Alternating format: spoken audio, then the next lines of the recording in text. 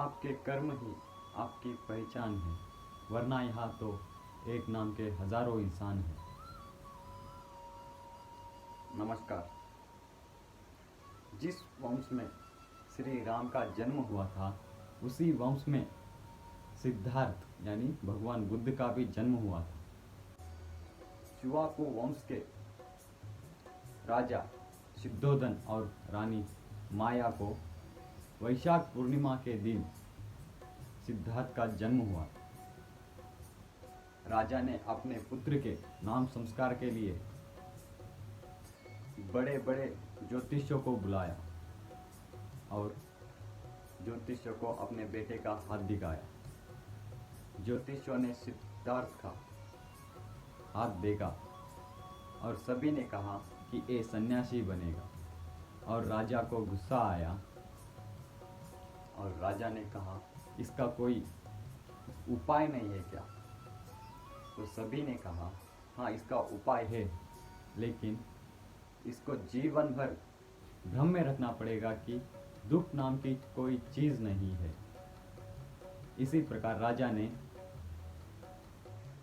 सिद्धार्थ के लिए बड़े बड़े भवन बनाए, जहाँ सर्दी में गर्मी का एहसास ना हो और गर्मी में सर्दी का एहसास ना हो। लेकिन ईश्वर ने जो लिखा है उसे कौन बदल सकता है।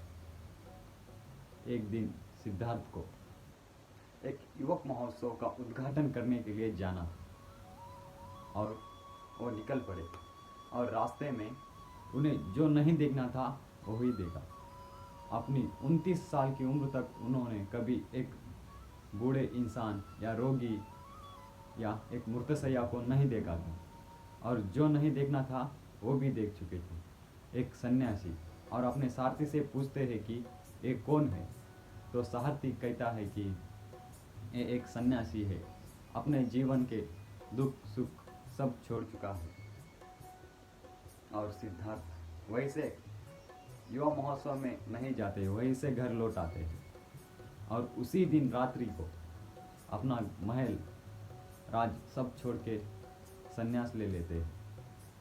और 12 साल की कड़ी तपस्या के बाद उनको बोध गया में एक पीपल के पेड़ के नीचे बौद्ध ज्ञान की प्राप्ति होती है।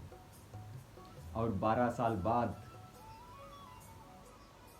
वो अपने घर भिक्षा मांगने जाते हैं और दरवाज़ा खटखटाते हैं, और यशोधरा दरवाज़ा खोलती है और अवाक हो जाती है।